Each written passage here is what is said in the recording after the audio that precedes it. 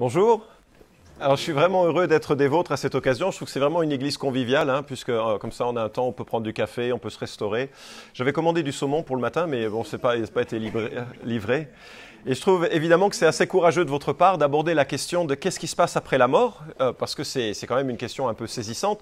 En même temps, c'est Halloween, donc il faut un peu se faire peur. C'est la saison qui l'exige.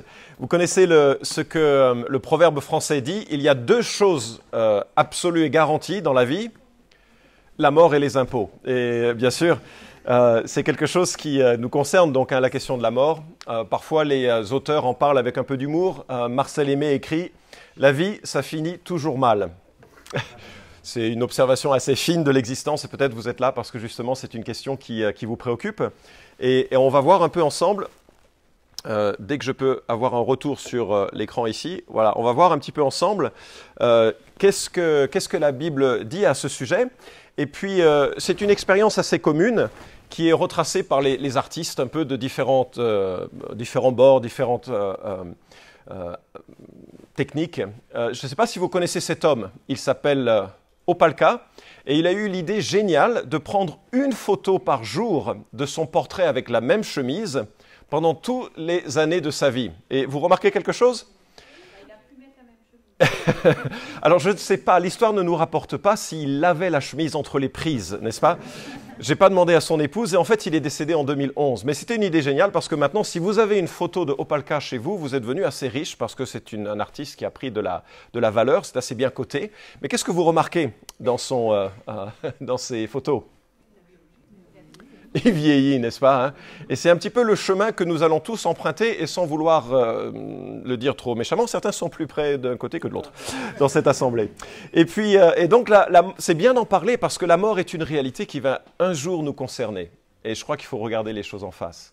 C'est bien aussi d'en parler parce que la mort, elle éclaire la vie. César Borgia, qui était un homme politique italien du XVe siècle, a dit peu avant de mourir: dans toutes les circonstances de ma vie, j'ai été prévoyant et j'ai toujours pris toutes les dispositions nécessaires. Et voilà que maintenant je dois mourir sans y être préparé. Et lorsque l'on vit avec la perspective de la mort, ça éclaire soudainement plein de choix que l'on prend pendant la vie. Je viens de lire en préparation de cette séance, cette prédication ce matin, un livre assez saisissant.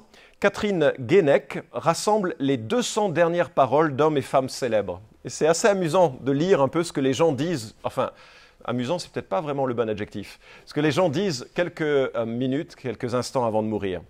Et il y a des gens qui sont un petit peu insouciants, comme Guillaume Apollinaire, qui dit « Sauvez-moi, docteur, je veux vivre, j'ai tant à faire !» Je dis « Waouh !» Juste avant de mourir, il pense aux choses qu'il doit encore faire. Et puis une autre, Agatha Christie, qui s'exclame « Je vais rejoindre mon créateur !» Waouh! C'est intéressant comme perspective. Alors, je ne sais pas quelle sera votre propre perspective là-dessus. Mais il faut savoir qu'il y a des avis différents sur ce qui se passe après la mort. Il y a bien sûr, si vous êtes athée, l'attente du néant. Si ça vous intéresse, pourquoi je ne crois pas à cette perspective, on en parlera pendant le temps de questions-réponses. Peut-être que vous accrochez aux descriptions des expériences de mort imminente. Vous avez peut-être lu le livre du docteur Moody, La vie après la vie, avec un grand tunnel noir par lequel on passe lorsque l'on est passé par la mort, mais que finalement on revient pour en parler. Si ça vous intéresse, on pourra en parler au moment de questions-réponses. En fait, ce serait vraiment erroné de s'appuyer sur ces récits pour croire que la mort est un simple passage paisible, puisque c'est comme ça que ça nous est relaté par des gens comme Kubler-Ross et Moody. Peut-être vous êtes fasciné par les expériences qui nous sont retracées par les spiritualités orientales. C'est là-dedans que j'ai grandi, je croyais à la réincarnation, et donc la mort, finalement, ça semblait pas très grave. Quand j'étais à un enterrement, on était triste parce qu'on voyait quelqu'un partir, mais j'étais vraiment heureux de la perspective qu'il allait revenir. Et j'étais convaincu que la mort n'était pas grave parce que je croyais revenir.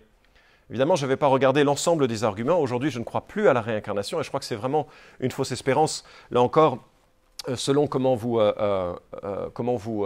voyez les choses, on pourra en parler plus tard. D'autres, par contre, estiment que la religion monothéiste enseigne qu'il y aura une sorte de grand jugement en fonction du bien ou du mal que vous avez commis. Et qu'à la fin des temps, ceux qui auront fait plus de bien iront au paradis.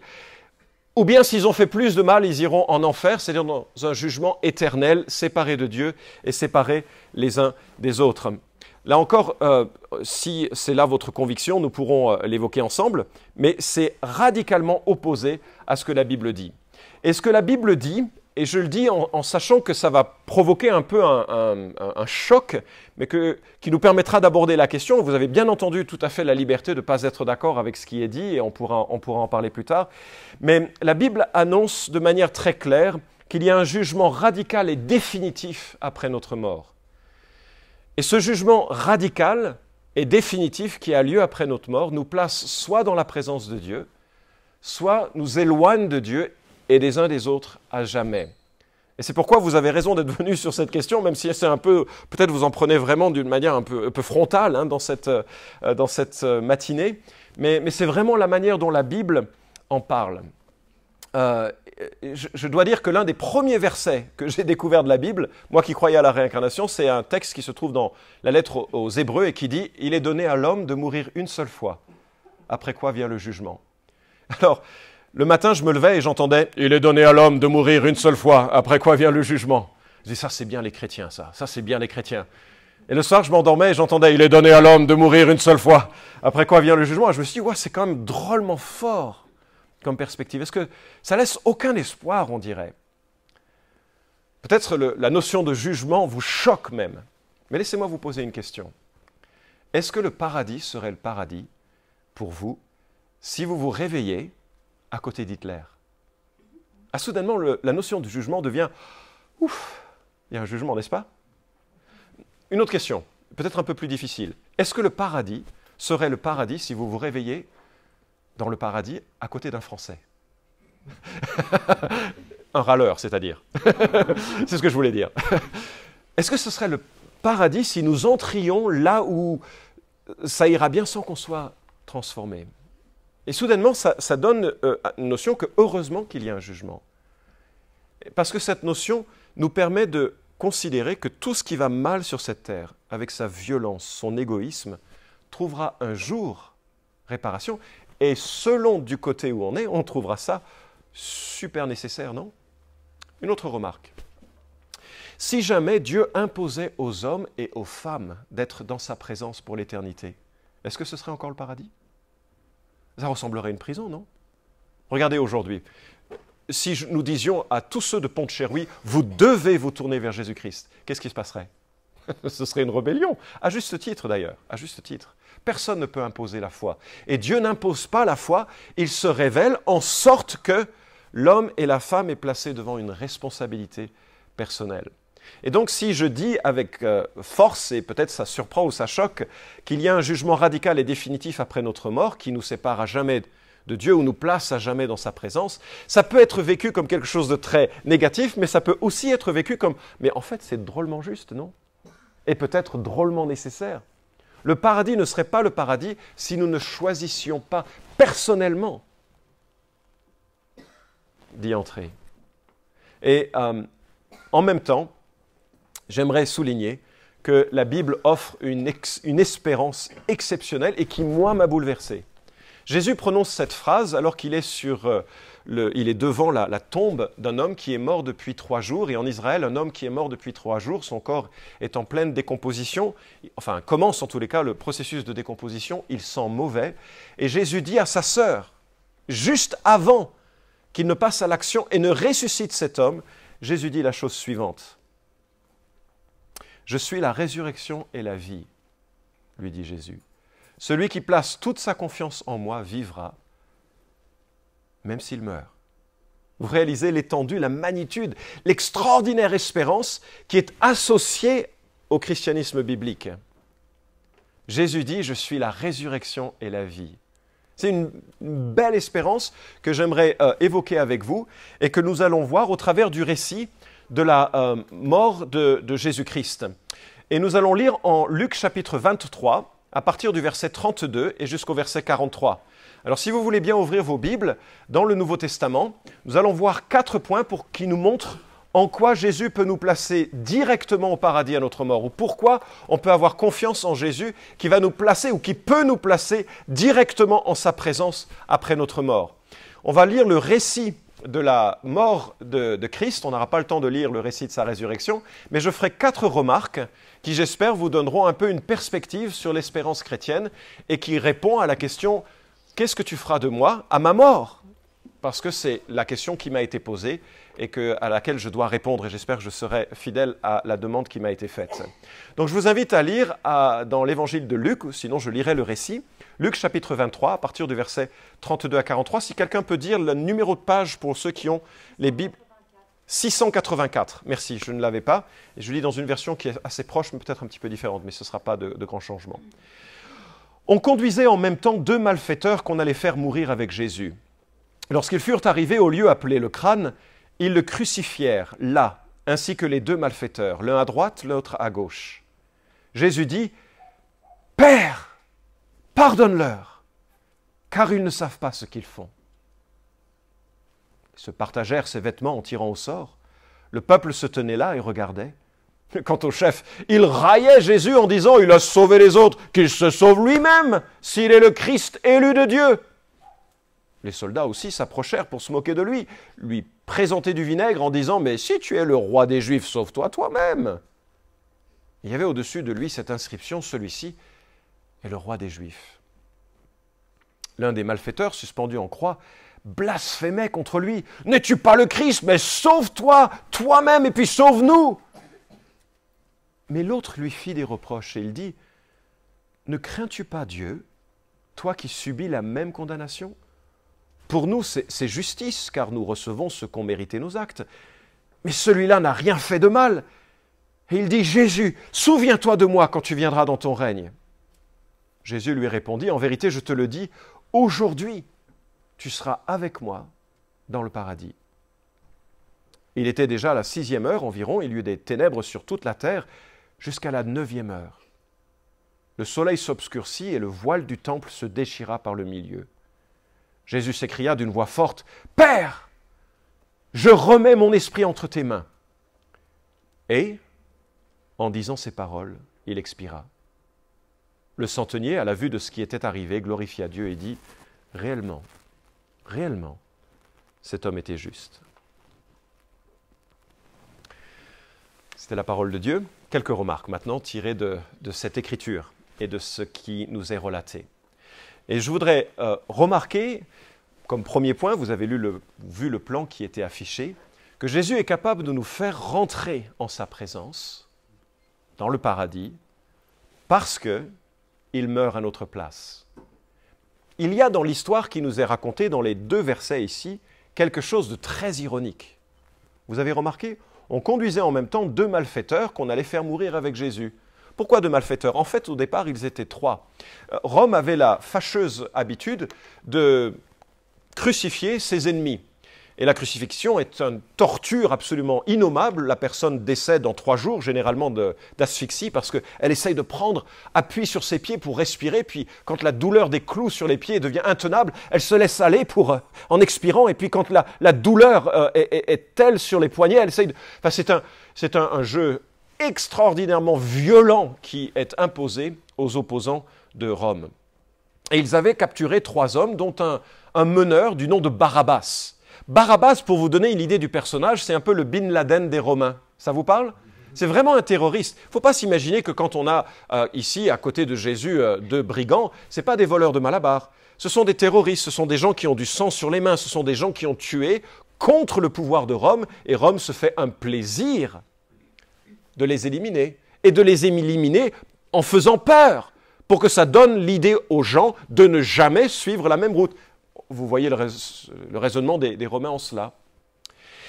Mais voilà que Pilate, qui était normalement un homme assez sanguinaire et violent, Pilate qui représentait le pouvoir de Rome sur terre, Pilate avait l'habitude, à Pâques, de faire relâcher un prisonnier. Cette habitude, ça permet de jouer, vous savez, au gentil policier, mauvais policier.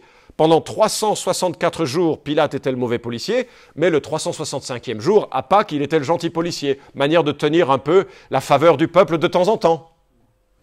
Toujours donner des biscuits de temps en temps aux gens, comme ça ils sont contents de leur pouvoir politique. Alors il décide d'inviter la foule à se prononcer. Qui voulez-vous libérer cette année? Il imaginait que Jésus serait choisi. Parce que Jésus avait au départ reçu la faveur des foules. Et Jésus est un personnage vraiment remarquable. Je ne croyais pas en Christ l'essentiel de ma vie d'adolescent puis de jeune adulte, jusqu'à ma découverte de l'Évangile. Et c'est vrai que quand j'ai lu l'Évangile pour la première fois, je suis tombé des nues. Je ne m'attendais pas à découvrir un tel personnage. Il y a une sagesse formidable. Il y a une bienveillance mise à l'œuvre. Il change de l'eau en vin, c'est sympa. Là, pour le coup, un Français ne peut que souscrire.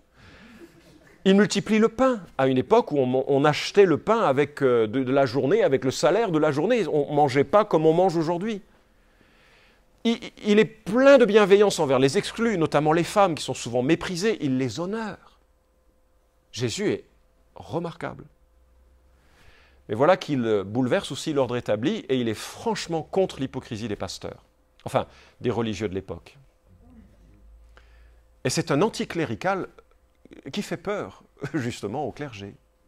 Alors le clergé suscite l'opposition de la foule pour que lorsque Pilate dit « Mais qui vais-je vous libérer ?» devinez qu'est-ce que la foule prononce comme mot. « Barabbas ! C'est lui qu'il faut libérer !» Et pas Jésus. Jésus, il menace l'ordre établi de façon différente. Et Pilate est contraint par la foule de libérer Barabbas.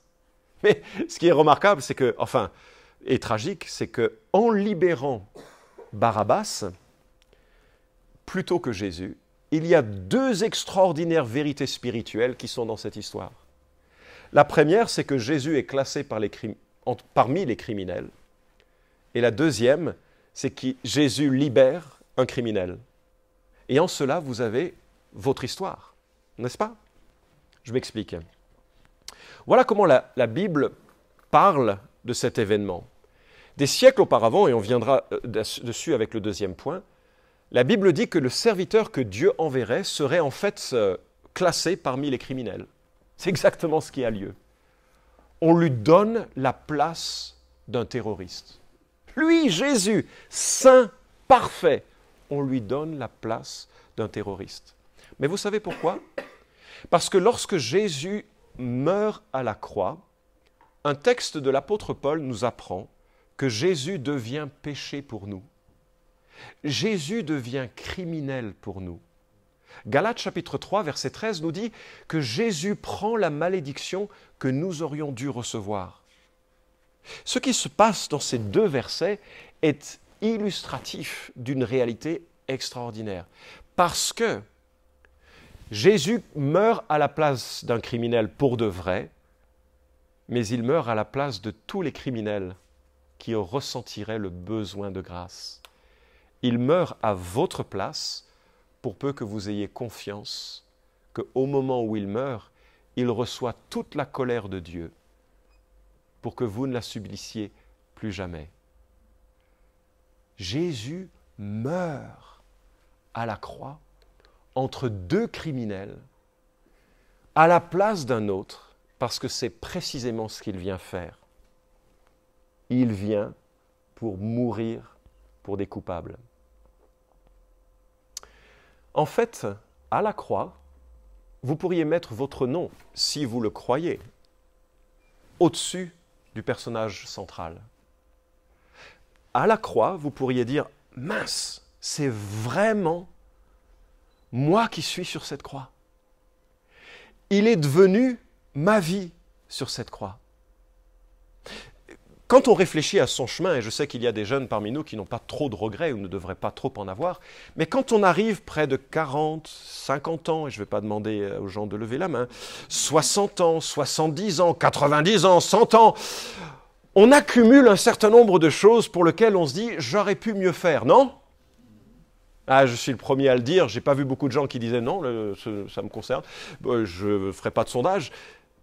Et je peux dire « mais il y a Florent vraiment qui est sur cette croix. » Parce que moi, je suis un criminel aux yeux de Dieu. Bon, pas comme Bin Laden peut-être, mais il y a plein d'autres choses. Et Jésus meurt à ma place. Mais il y a la deuxième remarque que je disais, c'est que Barabbas, lui qui a du sang sur les mains, il est libre. Incroyable, lui il est libre. Peut-être il est en train, au moment où Christ meurt, en train de faire la fête, boire un verre avec ses amis. Je suis libre. Et c'est exactement ce que Jésus fait aussi. Quand il meurt pour nous, il nous libère. Et nous sommes libres d'aller prendre un verre. Vous l'avez fait tout à l'heure avec le café. Un autre texte de la Bible en parle ainsi. Car lorsque nous étions encore sans force, Christ, au temps marqué, est mort pour des impies. À peine mourrait-on pour un juste. Quelqu'un peut-être aurait le courage de mourir pour un homme qui est bon. Mais en ceci, Dieu prouve son amour envers nous. Lorsque nous étions encore pécheurs, Christ est mort pour nous. Alors voilà la première raison pour laquelle Jésus peut nous faire rentrer dans sa présence et nous donner l'assurance du paradis. C'est parce qu'il meurt pour des pécheurs. Deuxième remarque. Jésus est capable de nous faire rentrer dans sa présence parce qu'il accomplit la prophétie. À partir du verset 34, il nous est dit, on voit Jésus qui prie, Père, pardonne-leur car ils ne savent pas ce qu'ils font, il se partage ses vêtements en tirant au sort, et ça a l'air totalement anecdotique dans l'histoire. C'est vrai qu'à l'époque, les vêtements étaient chers, il n'y avait pas des fabrications faciles et pas abondantes venant de Chine, et donc un vêtement, ça se partageait, ça se jetait pas. Pourquoi c'est noté ainsi? Bien, il faut savoir que 1000 ans avant l'événement, le roi David prophétise que ça aurait lieu un jour, qu'il serait mis à mort par des gens violents et que ses vêtements seraient partagés. Non seulement ça, mais la Bible annonce par avance que ce Messie, ce serviteur, serait crucifié, et il le dit à une époque où la crucifixion n'existait pas. La prophétie est exceptionnelle. Quel rapport cela a à la question qui m'a été posée? Si jamais je vous disais, pour pouvoir être sauvé, chers amis, il suffit de toucher le pan de ma veste. Comment vous réagiriez? Je vois quelques sourires, ça me rassure. Personne ne se précipite, ça me rassure aussi. Peut-être vous auriez appelé le SAMU en disant « il va vraiment mal cet homme ». Et vous auriez eu raison, c'est comme ça que les sectes commencent d'ailleurs, des gens qui se prennent un peu à la grosse tête, n'est-ce pas? Si jamais je vous dis « il suffit de toucher le pan de mon vêtement et vous irez au paradis », fuyez, n'est-ce pas? Le problème, c'est que Jésus est en train de dire cela quelque part. Oui, mais pourquoi lui, il peut le dire? Pour plein de raisons. J'ai parlé de la personnalité unique, les miracles qu'il a faits, qui attestent qu'il est un être unique. Mais il y a une autre raison que nous trouvons ici, c'est qu'il accomplit des centaines de prophéties. Il y a dans l'Ancien Testament, donc la Bible juive, la première partie de la Bible, plus de 300 références ou allusions à la venue d'un homme qui viendrait pour réparer le mal qui se trouve dans notre cœur. Un homme qui viendrait réparer la mort. Un homme qui viendrait mourir et ressusciter à notre place. Un homme qui aurait telle et telle caractéristique. Par exemple, il donnerait la vue aux aveugles. Par exemple, il permettrait aux sourds d'entendre. Par exemple, il libérerait de ceux qui sont captifs de démons. Par exemple, et je pourrais multiplier les exemples comme cela, il naîtrait d'une vierge, il naîtrait à Bethléem, il vivrait telle chose et serait rejeté par la nation. Et je pourrais encore multiplier les exemples. Ils sont si nombreux. Et lorsqu'il mourrait, on prendrait ses vêtements et les soldats se les partageraient. C'est d'ailleurs ce qui a beaucoup impressionné Blaise Pascal, un philosophe français croyant, c'est suffisamment rare qu'il faut le noter. Et il écrit « La plus grande des preuves de Jésus-Christ sont les prophéties. Aussi Dieu a suscité des prophètes pendant 1600 ans. Voilà quelle a été la préparation à la naissance de Jésus-Christ. » Et il ajoute, ça c'était la pensée 706, dans la pensée 710, quand un seul homme aurait fait un livre des prédictions de Jésus-Christ pour le temps et pour la manière, et que Jésus-Christ serait venu conformément à ses prophéties, ce serait une force infinie. Mais il y a bien plus ici. C'est une suite d'hommes durant 4000 ans qui constamment et sans variation viennent l'un ensuite de l'autre prédire ce même événement. C'est un peuple tout entier qui l'annonce et qui subsiste depuis 4000 ans pour rendre témoignage des assurances qu'ils en ont et dont ils ne peuvent être divertis par quelques menaces et persécutions qu'on leur fasse. Ceci est autrement considérable. Il y a quelque chose d'extraordinaire dans les prophéties et qui atteste que Jésus est vraiment capable de nous délivrer de la mort, de la peur de la mort. La première de toutes les prophéties se trouve en Genèse chapitre 3.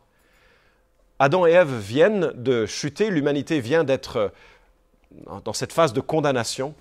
Et Dieu dit que de la descendance de la femme viendrait une personne, un enfant donc, un enfant qui écraserait le diable, celui qui a le pouvoir sur la mort. Et que bien sûr, il serait saisi au talon, c'est-à-dire qu'il laisserait sa vie pour ça. Et voyez-vous, c'est précisément ce que Hébreux, chapitre 2, nous dit au verset 14. « Ainsi donc, puisque ces enfants sont unis par la chair et le sang, lui aussi, de la même façon, a partagé leurs conditions. » Qu'est-ce qu'il dit par là? C'est que, voilà, on est tous humains, n'est-ce pas? Alors Dieu est devenu homme. C'est comme si vous aviez envie de sauver les fourmis. Je ne sais pas si vous avez une envie de sauver les fourmis, mais c'est comme si, pour sauver les fourmis, il vous faudrait devenir fourmi, pour qu'elles puissent vous entendre, vous comprendre et suivre votre enseignement. Je sais, l'illustration a ses limites, ce n'est pas très brillant comme remarque, mais Dieu est devenu être humain justement pour partager notre condition. Et il l'a fait pour réduire à l'impuissance par la mort celui qui détenait le pouvoir de la mort, c'est-à-dire le diable, et pour délivrer tous ceux qui étaient réduits à l'esclavage leur vie durant par la peur de la mort. Et c'est exceptionnel ce qui se passe dans le récit que nous avons lu. Jésus signe même en cela qu'il accomplit les prophéties. Ce n'est pas un hasard, ce n'est pas une défaite que Jésus soit crucifié. C'est pour accomplir une promesse et une prophétie qui fait que les hommes et les femmes qui sont saisis par la peur de mourir puissent être libérés de la peur de la mort. Troisième remarque, troisième raison pour laquelle il me semble pertinent de nous confier en Jésus, capable de nous faire rentrer dans sa présence, c'est que nous avons ici la plus grande attestation de sa puissance pour nous accueillir dans le ciel. Vous avez remarqué peut-être à la lecture tout à l'heure qu'il y a deux personnages, n'est-ce pas? Bon, deux personnages, un à sa droite, un à sa gauche, et ils ont vraiment deux réactions très différentes devant ce qui se passe. C'est saisissant, hein? D'ailleurs, ça ne cesse de m'émerveiller dans un sens comme dans l'autre, de voir qu'on parle de l'Évangile à des amis, à des gens de nos familles. Enfin, j'aime beaucoup ma famille, j'aime beaucoup mes parents, on a de très bonnes relations, même si nous ne partageons pas la même foi. Et je suis toujours impressionné de voir que le même Évangile engendre des réactions tellement différentes, soit d'opposition, soit d'admiration, n'est-ce pas? Et voilà que Jésus est entouré de deux personnes, et l'un des malfaiteurs suspendus en croix blasphémait contre lui. « Ne tue pas le Christ !» Blasphémait, c'est-à-dire qu'il disait du mal. Il maudissait Christ en disant « Ce qui se passe, c'est inadmissible, c'est de ta faute. » Enfin, il disait du mal. « N'es-tu pas le Messie, mais sauve-toi toi-même, sauve-nous !» Mais l'autre lui fit les reproches et dit « Ne crains-tu pas Dieu, toi qui subis la même condamnation ?» Pour nous, c'est justice, car nous recevons ce qu'ont mérité nos actes, mais celui-là n'a rien fait de mal. Et il dit, Jésus, souviens-toi de moi quand tu viendras dans ton règne. Jésus lui répondit, en vérité, je te le dis, aujourd'hui tu seras avec moi dans le paradis. Et j'aimerais contraster ces deux histoires avec d'un côté le malfaiteur ou le terroriste incrédule. La demande, bien sûr, est sarcastique de sa part, et on voit en lui, finalement, les marques d'une personne qui est perdue. Alors je sais, c'est encore, on reprend le langage un peu rude et cru du jugement. Mais il y a dans son exemple quelque chose d'emblématique sur la manière d'être perdu, c'est-à-dire de rejeter la main que Dieu tend. Je remarque qu'il juge Dieu dans son caractère, c'est-à-dire qu'il dit du mal de Christ. Et moi, je constate combien les personnes qui rejettent la personne de Christ ont dans leur conception de Dieu des choses assez violentes à son encontre, peut-être par incompréhension. Et rien de tout ce qui est noté ici n'est définitif. Cet homme aurait pu changer, peut-être il l'a changé, je ne sais pas, juste avant de rendre son dernier soupir, je ne sais pas. Ce n'est pas une caractérisation définitive qui est évoquée ici, c'est simplement la marque de celui qui aujourd'hui ne veut pas de Dieu. Il juge Dieu dans son caractère. Je me souviens lors du tsunami qui a ravagé l'Asie, sur France Info, il y avait un journaliste qui a lancé une longue diatribe contre Dieu. Je l'ai enregistré, j'étais tellement saisi par la manière dont il parlait contre Dieu, en disant que c'était inacceptable ce que, Monsieur Dieu, tu avais permis. Surprenant. Il critique Dieu pour sa vie. L'idée sous-jacente, c'est « je vaux meilleur ». Parce que tu le vaux bien, ce n'est pas vraiment ce qui lui arrive. Et donc il a le sentiment que Dieu aurait pu le traiter mieux. Ça devient l'excuse pour pouvoir s'opposer à Dieu. Il n'a aucun remords ni aucun recul sur sa situation. Qu'il ait été terroriste, oui, mais c'était pour la bonne cause. Et je remarque qu'on est tous comme ça, plus ou moins, non? Quand on est confronté avec un mal que nous avons fait, quelle est la première réaction que nous avons spontanément? C'est pas de ma faute, c'est de la faute de... Non? Non, je dois être le seul. Et puis, il veut un salut immédiat. C'est-à-dire, sauve-moi maintenant. Il n'a pas de perspective sur la vie. J'ai pas d'argent, je veux de l'argent maintenant. J'ai pas la santé, j'ai un gros rhume qui m'ennuie. Je veux la santé maintenant. Je veux quelque chose maintenant, mais je ne m'intéresse pas à toi. Je ne m'intéresse pas à l'éternité.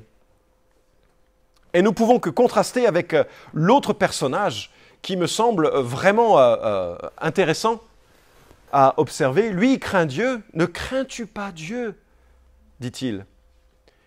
Il réalise que la vie dépend de Dieu. Dieu est le seul être qui existe indépendamment de toute cause. Nous dépendons de tellement de causes, bien sûr de nos parents, mais en plus de tout ce qui nous a permis de continuer de vivre. La vie est si fragile. Il a conscience de ses fautes. En fait, il accepte son sort. Il dit, mais je ne mérite rien de mieux finalement. Il a conscience de ses problèmes intérieurs. Il comprend qui est Jésus, qu'il est saint, qu'il est innocent, qu'il est parfait. Il réalise quelque chose de la personne de Christ. C'était peut-être confus en lui. Moi, je me souviens, après avoir lu l'évangile de Jean, je l'avais laissé dans les toilettes parce que je savais que je le lirais là, et ce sont les deux choses qui m'ont marqué. C'est que Jésus était différent de ce que j'imaginais. Il y avait une douceur et une fermeté. Aujourd'hui, j'utiliserais le mot sainteté et amour, mais ça ne faisait pas partie de mon vocabulaire à l'époque. Il y avait quelque chose d'extraordinaire dans la personne de Christ. Et puis, il vise l'éternité. Et il lui demande quelque chose de tout simple. Souviens-toi de moi quand tu reviendras dans ton règne. Alors, moi, je dois souligner qu'il demande peu, finalement. Souviens-toi de moi. Enfin, c'est presque, excuse-moi de te demander pardon. Souviens-toi de moi quand tu reviendras dans ton règne. Mais ce qu'il obtient est gigantesque. En vérité, je te le dis, aujourd'hui, tu seras avec moi dans le paradis.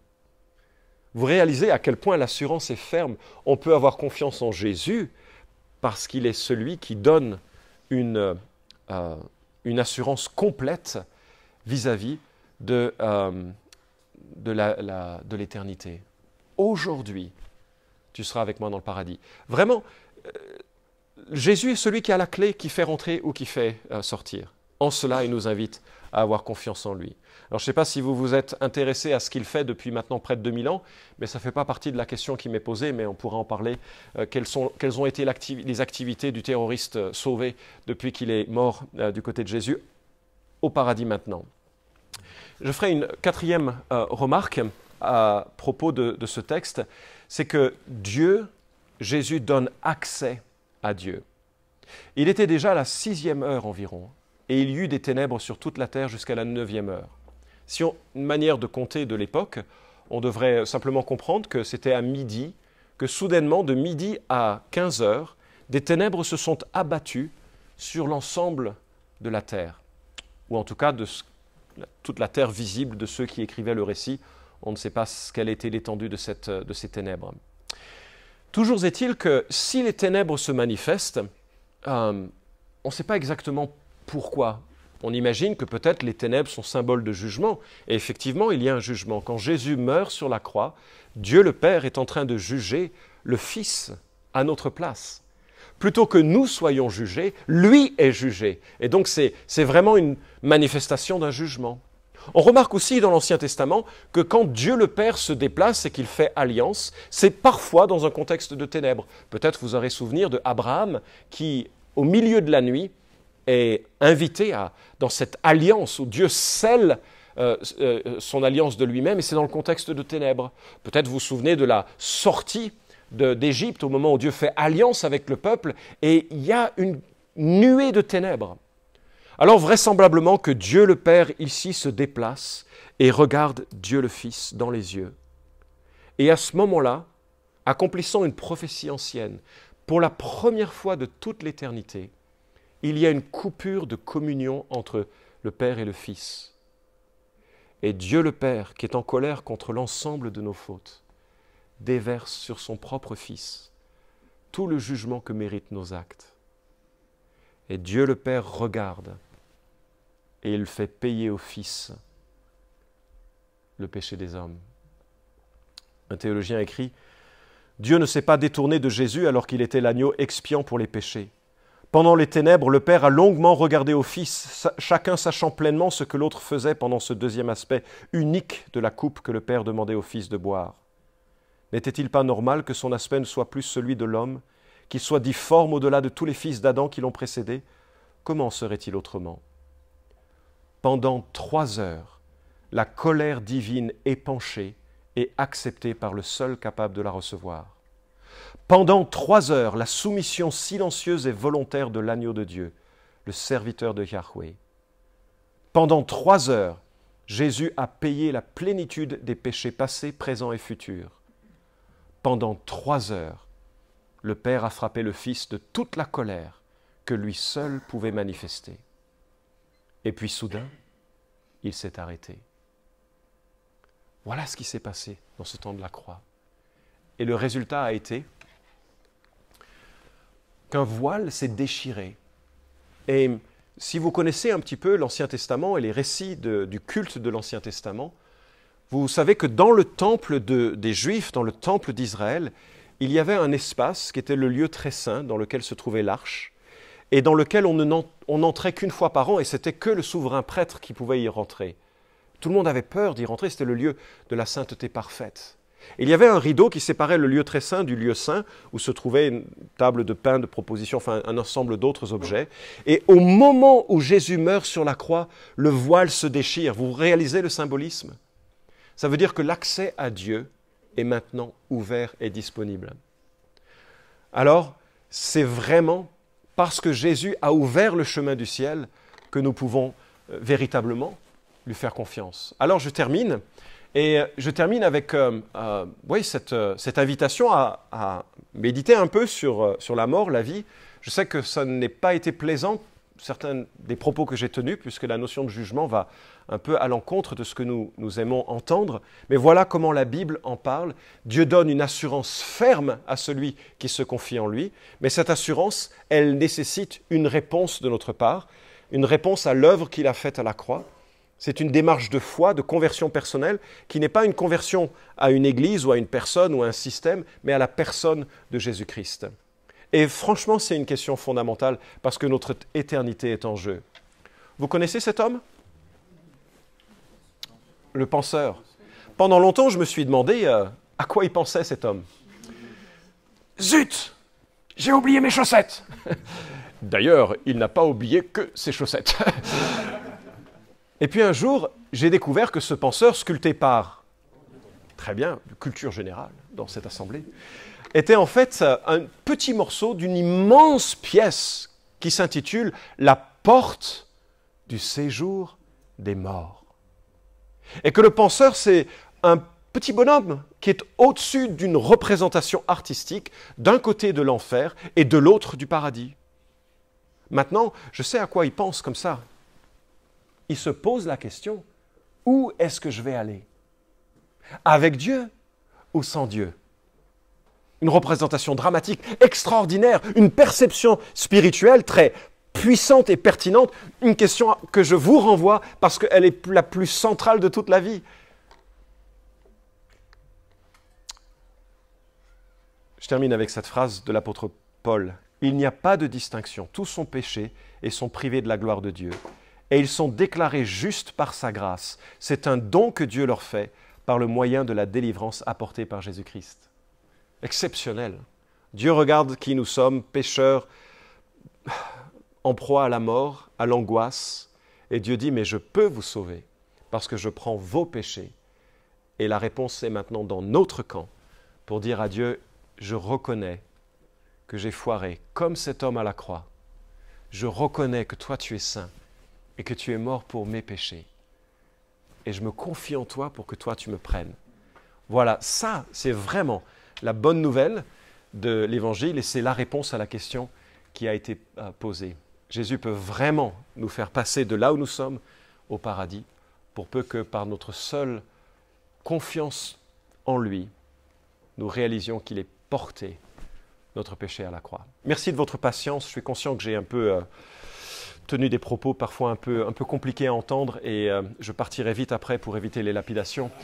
Mais bon, quand même, s'il y a quelques questions, on me dit qu'il y a 10 minutes, je crois. Quelques minutes ou pas ?